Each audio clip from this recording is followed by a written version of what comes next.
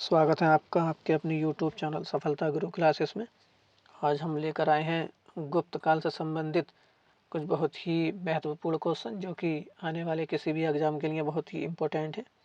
तो आइए शुरू करते हैं। क्वेश्चन नंबर 1, गुप्त शासन के दौरान निम्नलिखित में से ऐसा व्यक्ति कौन था जो एक महान खगोल विज्ञानी और गणितज्ञ था। तो वह कौन था एक ऐसा व्यक्ति गुप्त शासन के दौरान? तो वो था आपका ऑप्शन ए आर्यभट्ट, जो कि एक महान खगोल विज्ञानी और गणितज्ञ था। क्वेश्चन नंबर 2, गुप्त शासकों की सरकारी या दरबारी भाषा क्या थी? तो जो गुप्त शासक थे उनकी दरबारी भाषा कौन सी थी? वो थी संस्कृत। क्वेश्चन नंबर 3, चंद्रगुप्त द्वितीय ने अपनी किस विजय की खुशी में चांदी के विशेष सिक्के जारी किए थे?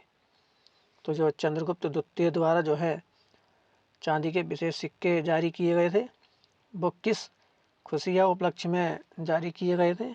तो वो किए गए थे शकों को पराजित करने के बाद। तो यहाँ पर ऑप्शन सी जो है सही हो जाएगा।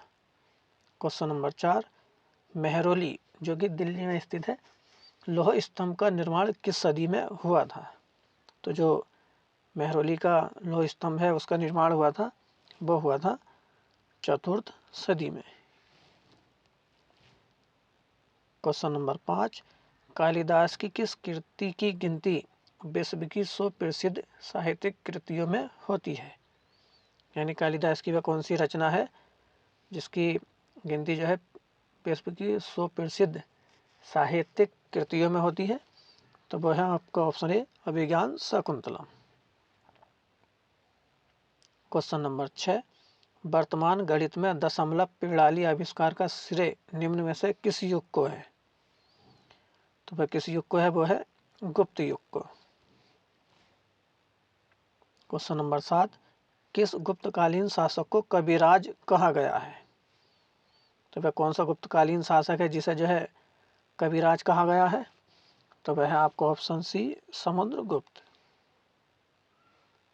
क्वेश्चन नंबर 8, स्कंद गुप्त को किस स्तंभ लेख में सक्रोपम कहा गया है? तो स्कंद गुप्त को जो है सक्रोपम कहा गया है, वो कहा गया है कहोम स्तंभ लेख में। ऑप्शन डी जो है सही हो जाएगा। क्वेश्चन नंबर 9, कुमार संभव महाकाव्य किस कवि ने लिखा है? तो जो कुमार संभव लिखा गया है वो लिखा गया है कालिदास द्वारा। क्वेश्चन नंबर 10, किस गुप्त शासक को नालंदा विश्वविद्यालय का संस्थापक माना जाता है? तो जो नालंदा विश्वविद्यालय है उसकी स्थापना किसने की थी?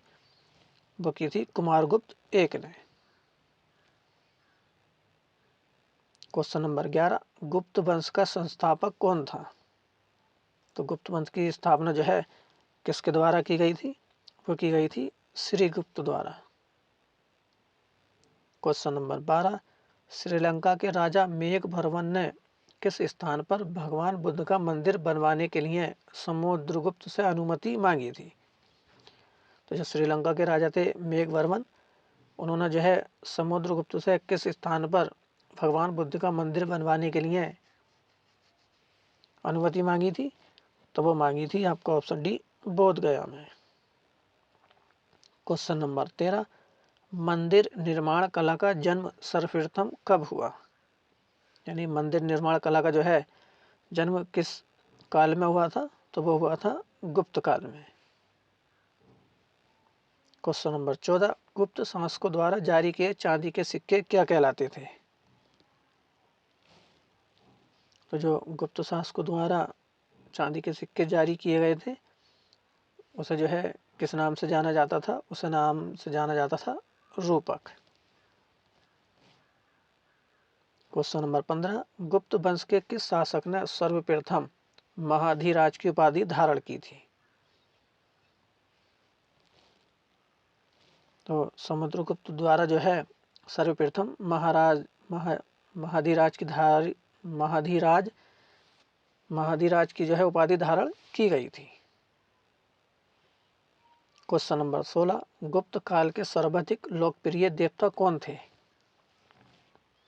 तो विष्णु जो हैं गुप्त काल के सर्वाधिक लोकप्रिय देवता थे। क्वेश्चन नंबर 17, चंद्रगुप्त द्वितीय ने विक्रमादित्य की उपाधि कब धारण की थी? जो चंद्रगुप्त द्वितीय हैं उन्होंने जो है कौन सी उपाधि धारण की थी? वो की थी विक्रमादित्य। और वो उपाधि जो है कब धारण की थी? वो की थी शकों का उन्मूलन करने के बाद। क्वेश्चन नंबर 18, किस वंश के शासकों ने मंदिरों एवं ब्राह्मणों को सबसे अधिक ग्राम अनुदान में दिया था? तो वो दिया था गुप्त वंश ने। क्वेश्चन नंबर 19, चंद्रगुप्त द्वितीय के काल में विद्या, कला व साहित्य का महान केंद्र कौन सा था? तो चंद्रगुप्त द्वितीय काल में जो है विद्या, कला और साहित्य का महान केंद्र था, वो था उज्जैन। क्वेश्चन नंबर 20, इतिहासकार B.A. स्मिथ ने किसकी विजयों से प्रभावित होकर उसे भारत का नेपोलियन पुकारा था? तो भारत का नेपोलियन जो है किसे कहा जाता है? वो कहा जाता है समुद्रगुप्त को।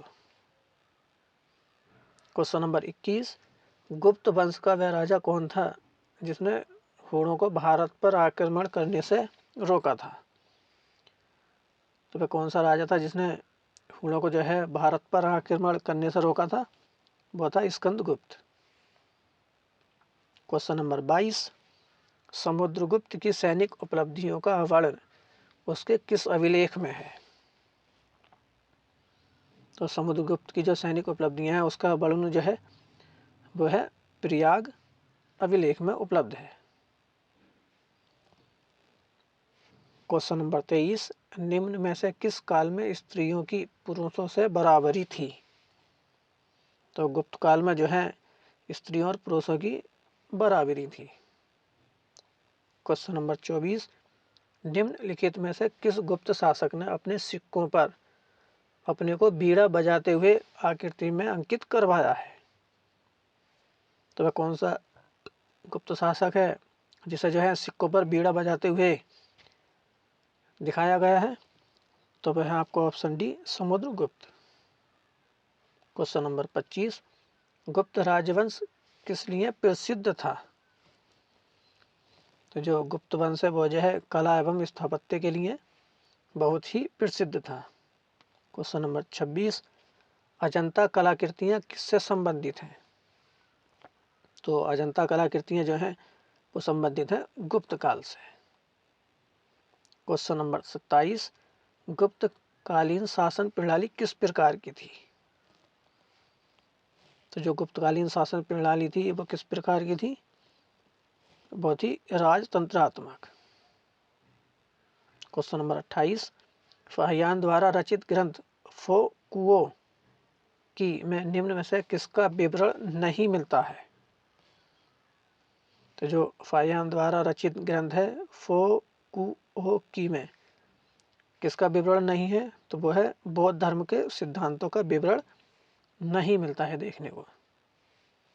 क्वेश्चन नंबर 29, कौन सा राजवंश हूणों के आक्रमण से अत्यंत विचलित हुआ था? तो वह कौन सा राजवंश है जिसमें हूणों ने जो है जिसे हूणों ने अत्यधिक विचलित किया था?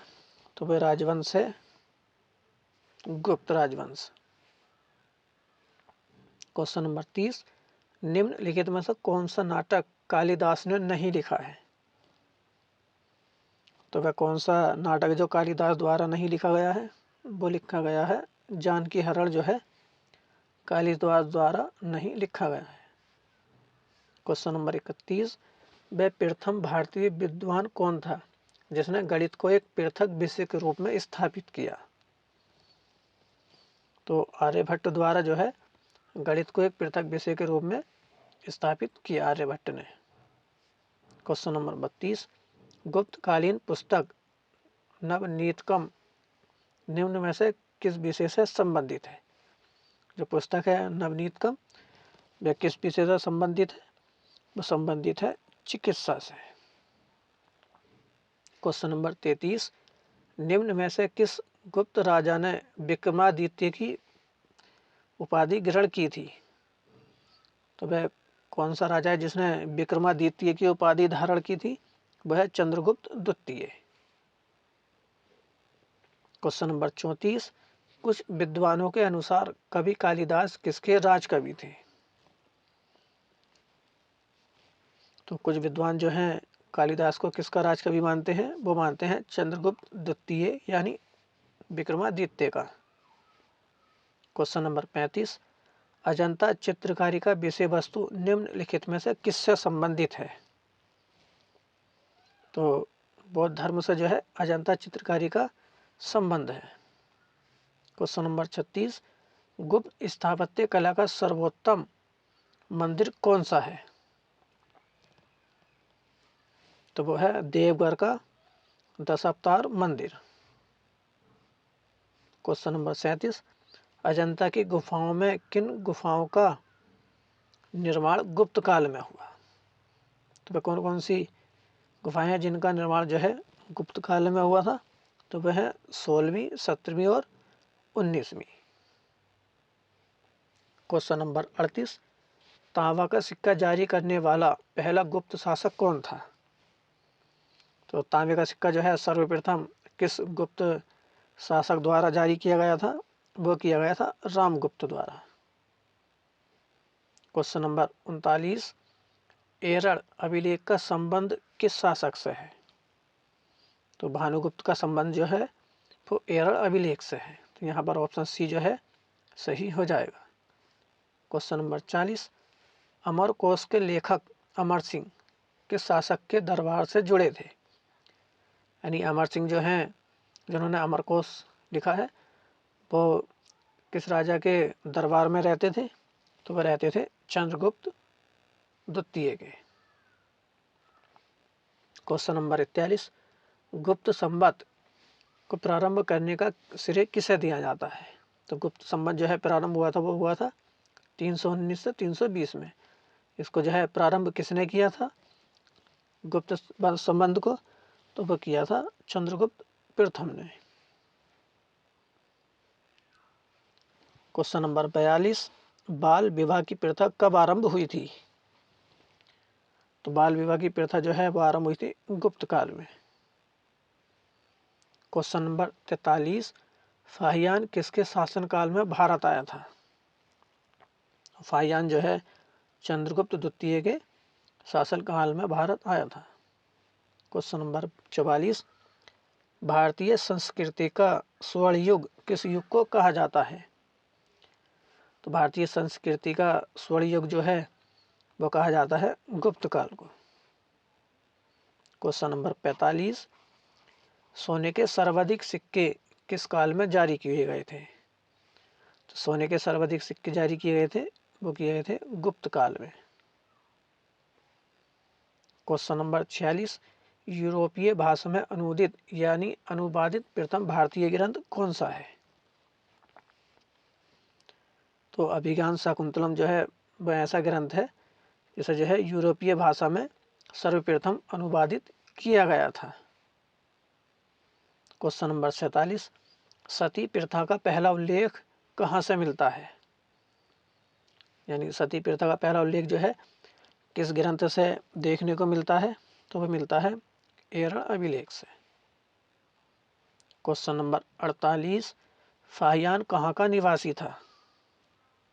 तो फाहियान कहाँ का निवासी था? वो था चीन का निवासी। क्वेश्चन नंबर 49, सेतुबंध का रचनाकार प्रवरसेन द्वितीय किस वंश का शासक था?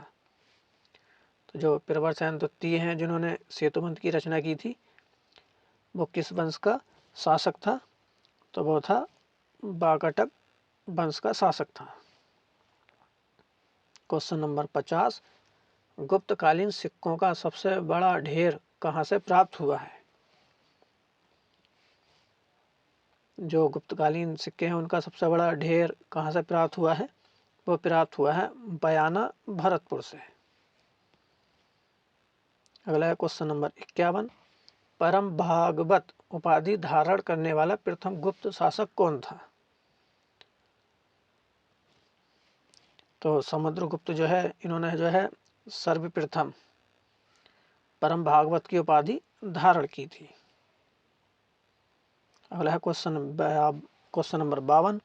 मिहिरकुल का संबंध निम्न में से किस वंश से था? जो मिहिरकुल का संबंध है वो था हूण वंश से संबंध। तो ये थे गुप्त काल से संबंधित कुछ बहुत ही महत्वपूर्ण क्वेश्चन, जो कि आने वाले किसी भी एग्जाम के लिए बहुत ही इम्पोर्टेंट है। वीडियो को लाइक करें, शेयर करें, चैनल को सब्सक्राइब करें।